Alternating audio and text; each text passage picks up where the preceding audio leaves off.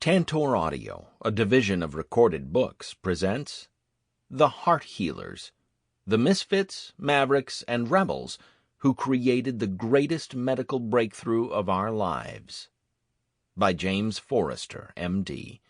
Narrated by Jonathan Yen. Prologue.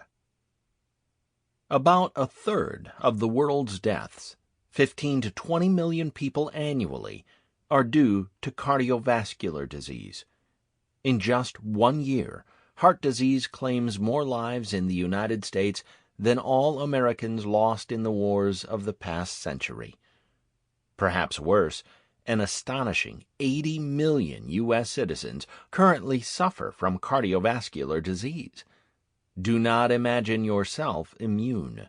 No one gets a free pass because they have no symptoms of heart disease. Among the nation's 400,000 annual sudden deaths, about half of the men and 2/3 of the women have no preceding symptoms. It spares no age, sex, or era. It strikes newborns and children, young athletes in their prime, and adults in apparent perfect health. But medical statistics are patients with the tears wiped away. So let's enter this story when I did, as the first rays of dawning sun filter through the grimy windows of a medical ward in a mid-1960s hospital in Philadelphia. A 38-year-old man has been admitted in the middle of the night with chest pain. His first name is Willie. I no longer recall his real last name. As I walk onto the ward in my white pants and the starched short white coat that marks me as a doctor in training, I instantly recognize Willie from our prior meetings in the outpatient clinic. I think back to the first time I met Willie. With only our wits and a stethoscope as our primary diagnostic tools, I was taught to be a medical Sherlock Holmes, focusing on tiny details from the moment I saw a new patient. This is what I saw. Willie was just under 6 feet tall, with thinning, neatly trimmed black hair speckled with gray.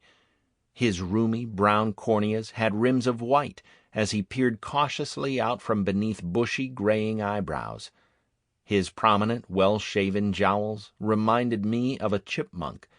Tiny blood vessels spread over his small, upturned nose.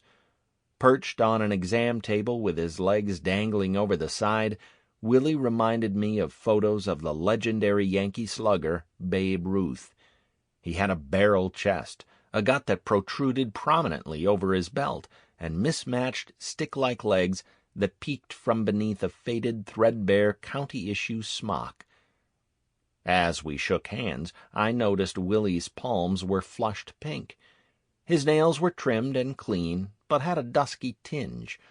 On his bare arms and legs I saw that he had a few raised, waxy yellow bumps. Before we spoke, I silently made my initial diagnosis. Willie was an alcoholic who was a reformed heavy smoker. He had emphysema in his lungs, cirrhosis in his liver, and atheroma in his coronary arteries. How did I arrive at these conclusions? Willie's barrel chest and dusky fingernails suggested emphysema, almost always caused by smoking. But his fingers had no nicotine stains, so he probably had given it up. The dilated blood vessels on his nose, flushed palms, large abdomen with skinny legs, and chipmunk face were all signs of alcoholic liver disease. Most of these signs reflected failure of the liver to metabolize circulating steroids, particularly the female hormone estrogen. The white arc in the cornea in early middle age and the yellow bumps on the arms and legs, called xanthoma, were telltale signs of an inherited high level of blood cholesterol. In an understaffed, overworked hospital, the lowest-ranked person in the training program often is the first to see patients and typically spends the most time with them. Willie was one of my favorite patients. He had a huge, welcoming smile. He remembered the name of each doctor, nurse, and patient. Willie told hilarious stories, but he was as willing to listen as to talk. We had much in common. We had grown up in neighboring small towns in the central Pennsylvania Dutch country. Willie loved the Phillies. I knew every player's batting average. "You call me Willie the Philly," he'd urge. He was a reformed alcoholic, sober for 3 years. Willie was a traveling auto parts salesman. To me, he was the incarnation of Willie Loman in Arthur Miller's classic play Death of a Salesman, played that year by the legendary Lee J. Cobb, and 2 decades later, in 1985, by Dustin Hoffman. Willie was the low man on society's ladder, trampled by his boss, his former wife, his teenage son, even his customers. Yet he retained Willie Loman's faith in the American dream. He had an abiding faith in me as his doctor, too, since the day in the outpatient clinic when I prescribed nitroglycerin pills for his newly developed chest pain with exercise, and it worked. "When you hang out your shingle, Doc, I'll be your first patient," he'd tell me on each subsequent visit. On the ward, I greeted Willie. The night before, he had been jolted awake in the middle of the night by severe chest pain. "It felt like a vice being tightened around my chest," he said. "It squeezed the air out of me. I took a nitroglycerin, but this time nothing happened. I took another, but instead the pain just kept getting worse. I took another nitro and felt so lightheaded I couldn't even sit up. For a half hour I lay there, unable to move. Then the vice started to relax. As soon as I could, I got out of bed and drove here to the emergency room.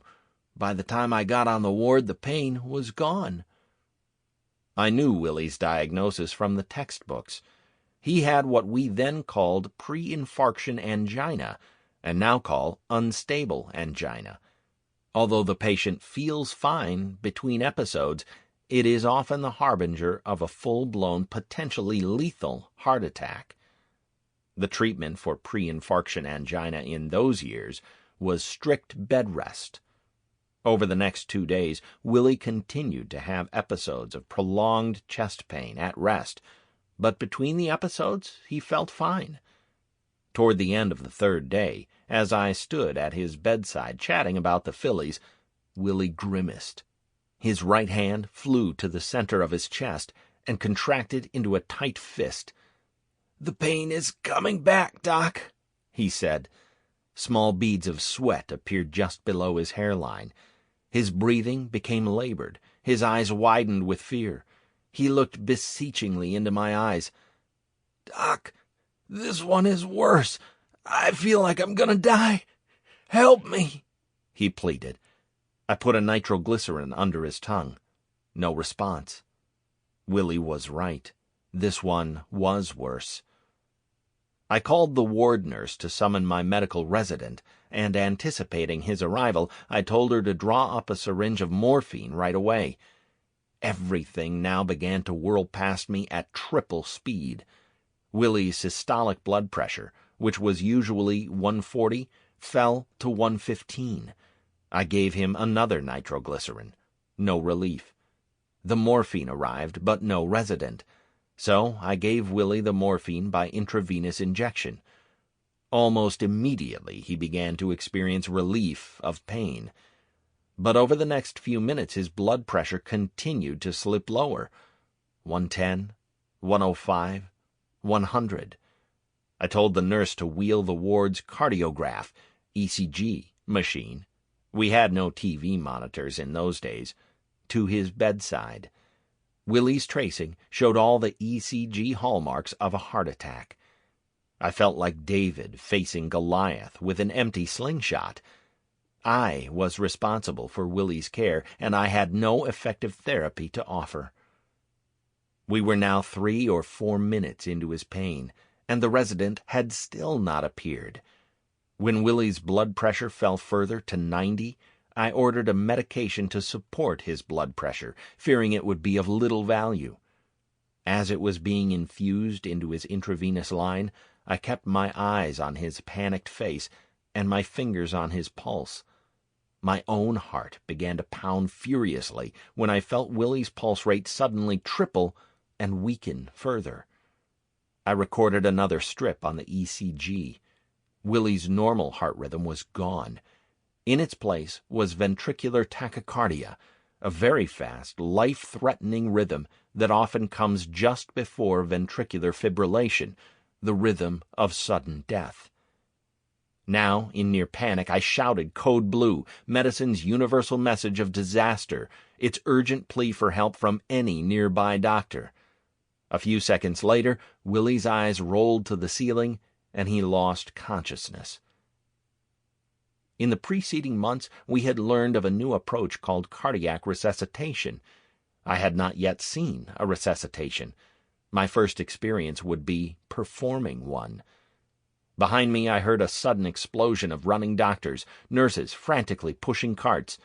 Someone yanked the curtain around Willie's bed, concealing all but white pant legs and white stockings. Willie's heartbeat disappeared completely.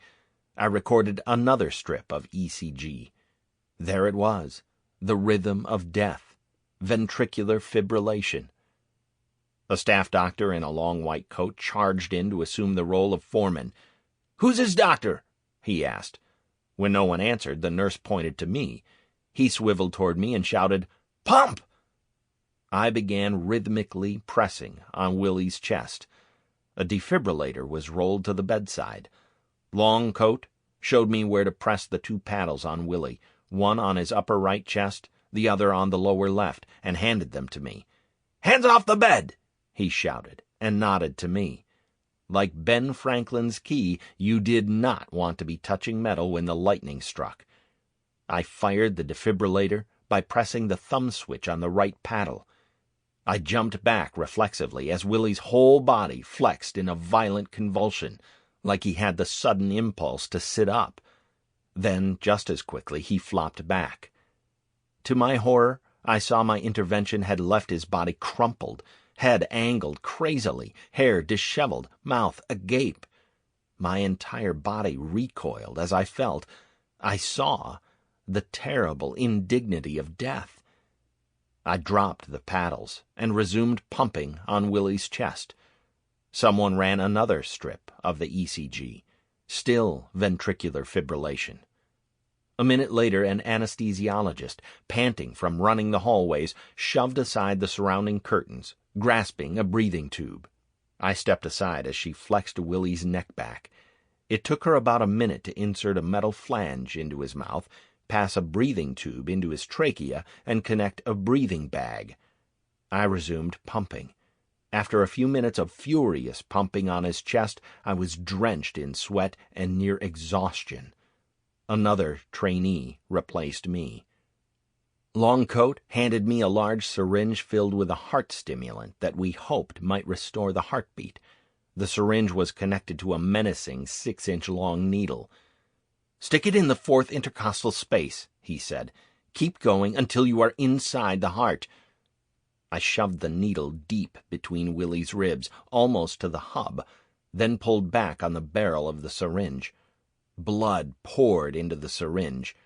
I was inside the heart. I injected the concoction.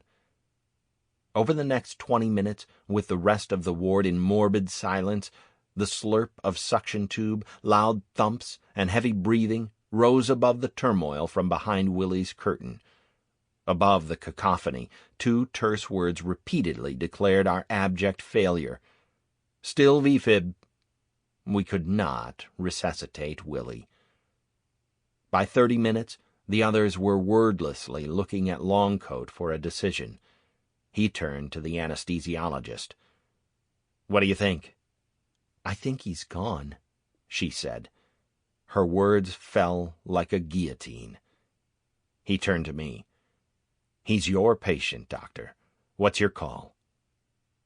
His question was like a punch to my solar plexus, unexpected, stunning, painful, taking my breath away. Why me? I was still just a 20-something kid, an apprentice. This was my friend, Willie the filly.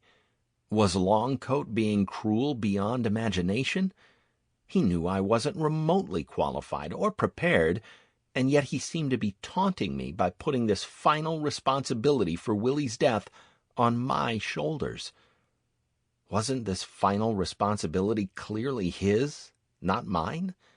Or was he treating me with profound respect, calling me doctor before my time, admitting me to the fraternity of shared exhilaration and grief between doctor and patient, letting me know that although we had failed, I had done enough to earn his respect? I will always wonder and never know.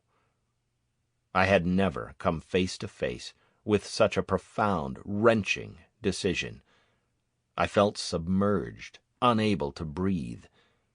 In that moment of total silence, I could only look at my shoes, engulfed in impotent failure. We had done everything to save my 38-year-old patient, yet in that moment I realized that for people with heart disease, we had almost nothing to offer. Nitroglycerin under the tongue was a mismatch worse than Crimea against the Russians. I raised my eyes to rest them on Willie's ashen face for a long moment of resignation. In that moment, I accepted my responsibility. I was Willie's friend, but as he said, I was his doctor. We should terminate Mr. Lohman's resuscitation. I will record that the patient was pronounced dead at 11:58 a.m., I choked out, staring at the wall well above the tattered white curtains. Longcoat delivered a final insight. He had coronary disease. It was his time. His subtext was clear. Willie's misfortune was that he had coronary disease. With coronary disease, there was nothing a doctor could do. Routine returned. The anesthesiologist extracted her tube, then sidled around the still-closed curtain. The nurses silently, respectfully smoothed and folded Willie's sheets around him and over his face. I slipped out from behind the curtain and, avoiding eye contact with my other patients on the ward, trudged to the nurses' station to make my final entry in Willie's chart. Trained in medicine's language of facts devoid of feelings, I wrote, Cardiorespiratory arrest at 11:27 a.m. Unresponsive to intercardiac medications, intubation, and defibrillation. Pronounced dead at 11:58 a.m. I called Willie's next of kin, knowing that on this charity ward, typically, no one would come. Watching Willie's tiny cubicle surrender his lingering identifiers and a gurney wheel his shapeless mass past unshaven men with averted eyes, I felt like a prison warden overseeing the last walk of an innocent man. As I closed his chart, I reread my note. It seemed like I was ushering Willie into eternity with neither a name nor a tear. My impotent witness to Willie's sudden death left me staring into an emotional chasm, a doctor's version of post-traumatic stress syndrome.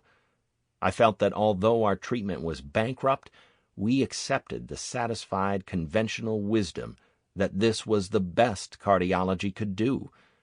Had he survived his heart attack, my mentors would prescribe a minimum of 3 weeks of strict bed rest for Willie's injured heart to heal from injury, after which they would conduct an erudite discussion of when it would be safe for him to dangle his legs over the side of the bed.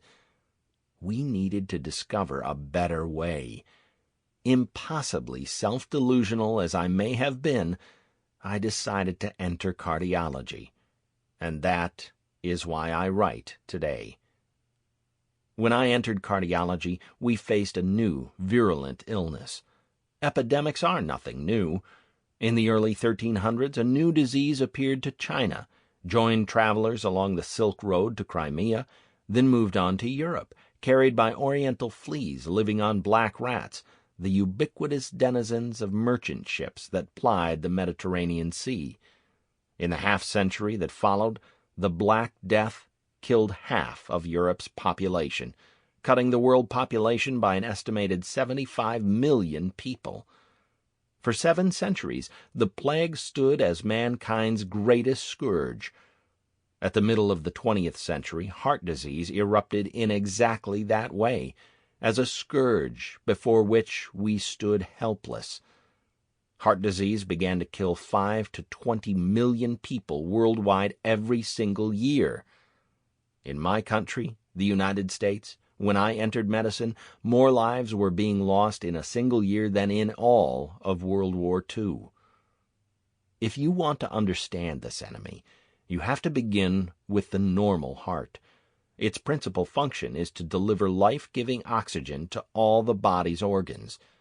To do this, the heart consists of 4 components: muscle that pumps blood, an electrical system to control the pump's rate, valves that control the flow of blood through the heart, and coronary arteries to supply oxygen to the other 3 components.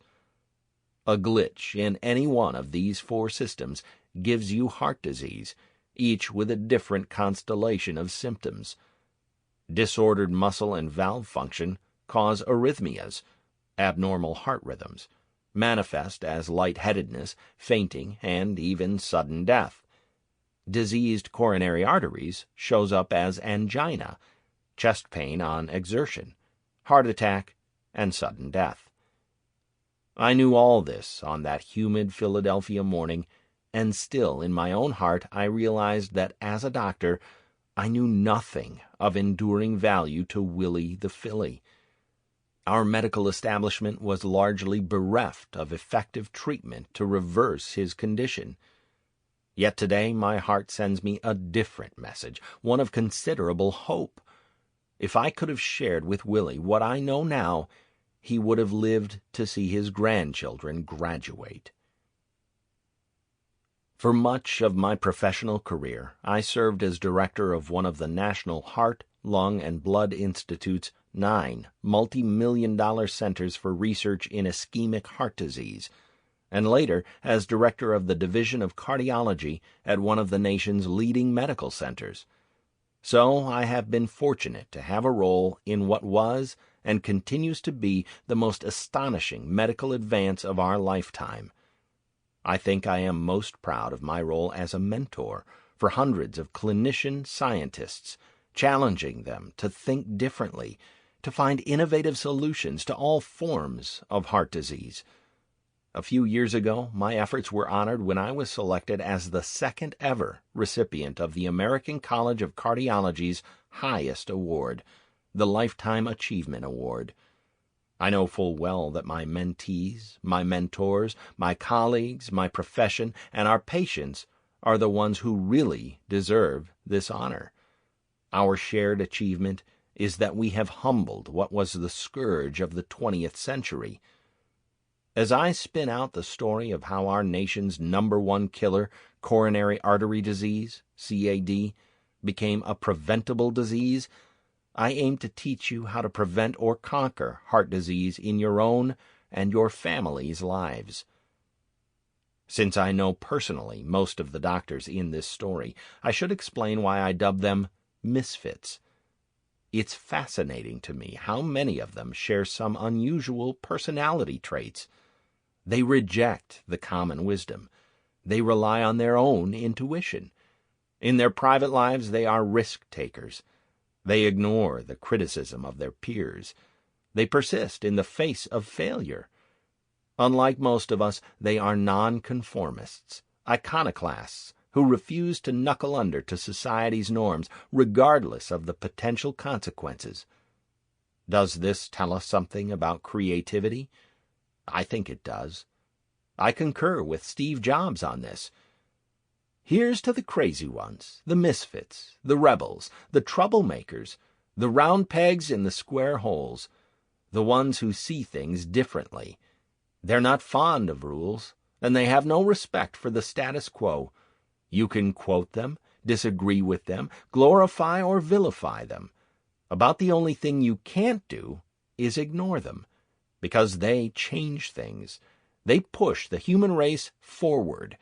And while some may see them as the crazy ones, we see genius. Because the people who are crazy enough to think they can change the world are the ones who do. Let me introduce just a few of the misfits we will meet on our journey. We will begin with a bull-headed battlefield surgeon named Dwight Harken. Along the way, we will meet cantankerous heart surgeon Charles Bailey, scandalously outspoken cardiologist Mason Sones, utopian maverick Argentine surgeon René Favaloro, life of any party Andreas Grunzig, establishment-challenging Japanese biochemist Akira Endo. I suspect most listeners will not recognize a single name, but today, if a family member, a friend, or you have experienced relief or been cured of heart disease, these men stand unseen behind the doctor responsible for the cure. That's the essence of our tale, the past, present, and future of heart disease. But it's the tree without the branches. The beauty, the fascination of our chronicle, as with all stories, lies in people, the doctors and the patients who live it. Since I know most of the patients and doctors you will meet, I tell both stories from my own personal perspective. To meet this drama casts an illuminating oculus on both the progress of science and on the human soul. In living these experiences, I have seen incredible risk-taking, scintillating intuition, perseverance, hubris, bullheadedness, indomitable courage, commitment, selflessness, love, and hope. And so, the story I set out to tell about my experience in medical science becomes a story about all of us. As Ecclesiastes tells us, the race is not always to the swift, nor the battle to the strong, nor riches to men of understanding, nor favor to men of skill, but time and chance happen to us all. In the spirit of Ecclesiastes, I offer you a testament to one of the most life-altering, indeed heart-healing, stories of our times. Part 1. Escape from the Dark Ages. 1. A day like all days. A shocking occurrence ceases to be shocking when it occurs daily. Alexander Chase, American journalist. Every doctor has his favorite organ. Hannibal Lecter prefers the liver. I prefer the heart. Surely it is our body's hardest worker. Imagine performing 90,000 very forceful push-ups a day with no time out for rest. How is it possible when few of us could clench and unclench our fist at that rate for even an hour? Try doing that for 80 years with not 1 second off for good behavior. Complex in structure, yet simple in function, yet so perfect in performance, the heart is truly nature's engineering masterpiece. Midway in size between a baseball and a softball, its oblong football shape still fits nicely in your hand. Squeeze it. It feels firm and muscular, but also hollow. Turn it around in your hands, looking at its surface. 3 prominent coronary arteries with lots of branches spread over the heart's surface before diving into the muscle to supply all the heart cells with blood. Since it feels hollow, let's open the heart to see what is inside. In the heart, as in architecture, form follows function. We see 4 separate chambers. The 2 chambers on the right heart, are responsible for collecting blood from the body and pumping it to the lungs, where oxygen is added. The 2 chambers on the left heart, are responsible for collecting oxygenated blood from the lungs and delivering it to all the organs of the body. The heart's structure reflects its dual collecting and pumping function. Both the right and left hearts consist of a thin-walled collecting chamber, ancients coined it the atrium, and a thicker-walled pumping chamber, the ventricle. But why does the heart contract about 60 times a minute when we are resting, and as much as 180 times a minute when we exercise? What controls the pump? specialized cells embedded in the right atrium, the blood collecting chamber of the right heart. Sample complete. Ready to continue?